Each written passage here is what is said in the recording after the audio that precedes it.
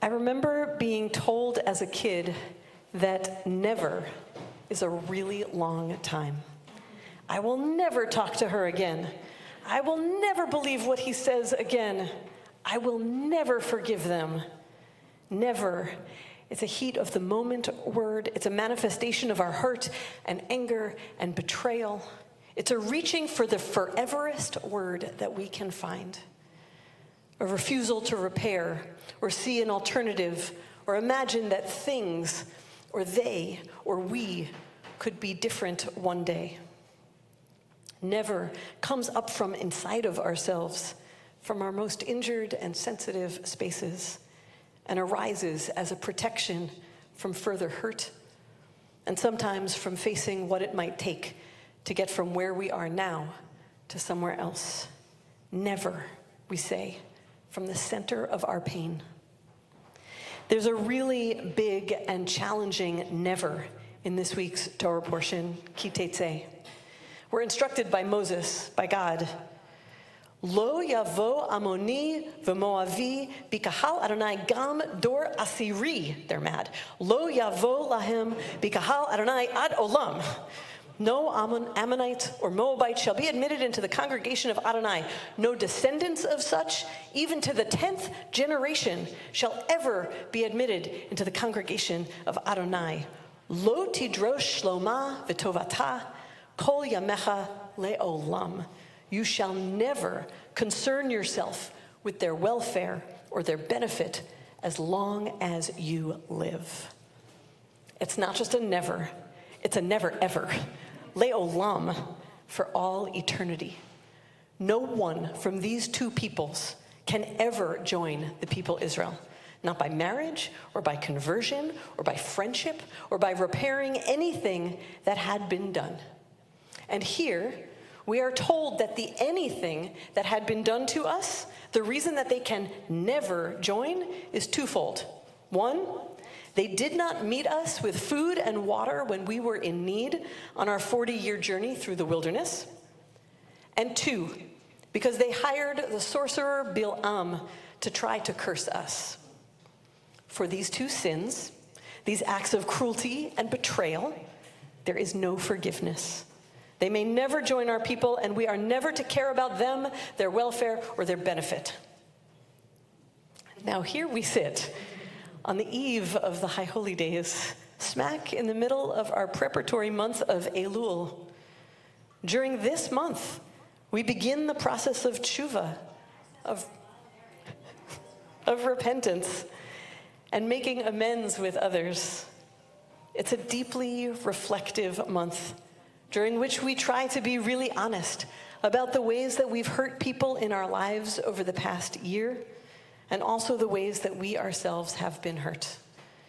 It's a time to consider forgiveness, so we might return to one another, even in the face of our pain, or our anger, or our shame for our actions. It's specifically a time to remember that there are ways to repair what has been broken.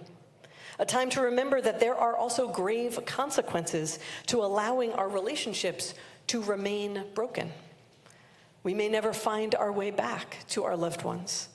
Our walls may be forever between us, our words unsaid, our love unexpressed, our hearts lost to those that we care about, maybe forever. Elul offers us an unmatched chance for healing, to begin to honestly address and maybe even reject our nevers. And so it is jarring and dissonant to find such a contrary approach to forgiveness in our text during the month of Elul.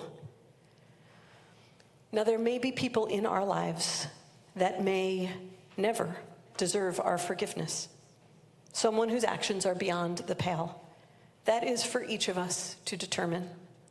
And in Jewish tradition, we do have such a category, the people Amalek. They and their spiritual descendants are the unforgivable enemy.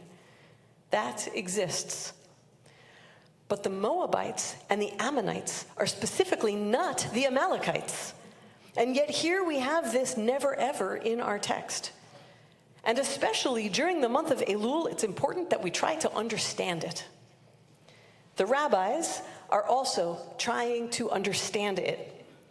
In the Talmud, they immediately start to qualify this never ever. We find in Masechet Yevamot the assertion that actually Torah means that only the male Moabites can never be forgiven. The female Moabites, they're fine. What is their evidence for this? Well, they teach if women were meant to be included in this prohibition, the Hebrew text would not have just said Moavi, a Moabite, but it also would have explicitly said Moavit, a lady Moabite. In addition, they continue, it would only have been the job, at that time, of the male Moabites to greet the Israelites in the wilderness with food and water, while the women would have stayed in their homes. So the women shouldn't face cooking, she said. Well, so because of this, though, they teach the women shouldn't face the consequences of this sin. They weren't there, it wasn't their job. And honestly, these are some really weak tea arguments. Creative, but not great. First of all, Hebrew is a gendered language, and when including multiple genders in a sentence, the male conjugation is used inclusively, just like it is in Spanish. And just a couple of verses later, we read about our people's relationship with the Mitzri, those from Mitzrayim. And it's clear there that the entire population is included, not just the men. And that's a concession that the Talmud makes itself. So what is going on here? Why are the rabbis doing such linguistic, fancy footwork to limit this never ever of forgiveness of the Moabites and the Ammonites? Well, the rabbis have a problem. They've read the book of Ruth. Ruth HaMoaviyah. Ruth is a Moabite woman. And arguably, she is the most well-known convert to the Jewish people. She famously says to her mother-in-law, Naomi, where you go, I will go. Your people will be my people. Your God will be my God. And she marries Boaz and becomes one of our people. Now, the rabbis could have said, yes, that was a terrible problem, or even a mistake, except that they've read to the end of the story. So they know, as we know, that Ruth and Boaz begot Obed, and Obed begot Jesse, and Jesse begot David, who becomes King David, the progenitor of the Messiah, about which the prophet Jeremiah records God saying, in that future time, I will raise up a true branch of David's line, Ve'asa mishpat u'tzedakah, and he shall do what is just and right in the land. And about whom the prophet Isaiah says, he shall have a spirit of wisdom and insight, compassion for the poor, bringing about a world in which the wolf shall dwell with the lamb, a redeemed world of peace and love and gentleness, all because a Moabite woman who was forbidden to do so joined our people. So here we have these two competing worldviews. One that says that the Moabites' actions are unforgivable. We may never have contact with them again. And one that suggests that forgiveness and a chance to return between our peoples is the very thing that leads to a world of greater righteousness, compassion, and peace. Torah demands a never ever from us. To hell with those guys. They weren't there for us when we needed them most. And that's where the story would end. But Jewish tradition gives us a way back. The rabbis see it. We can see it. The endless possibilities that become available to us when forgiveness and teshuvah, return, is on the table. It's really wild. But the choice between these paths is ultimately ours. There's so much going on in the world right now, swirling around us and outside of us. It is constant, and it calls on us in so many critical ways. And we are in Elul right now. And there is so much also swirling inside of ourselves too. Our hurt, our bruises, our guilt, our longing. And the gates are open. We are facing a time of increasingly serious never-evers. The neighbor whose sign in their window is an unforgivable breach, the member whose political leanings make you angry or sad, the child who seems to have rejected you, the parent who doesn't understand you. We are in a soup of never-evers, both because of this moment in history, but also just because we are human. And it has, as we can see in Teitzei, always been this way. Are you thinking about a never-ever, a breach of your trust or theirs, a cruelty, a betrayal that seems like a chasm that you cannot cross, a future that seems utterly closed to you until the 10th generation, there can be no repair?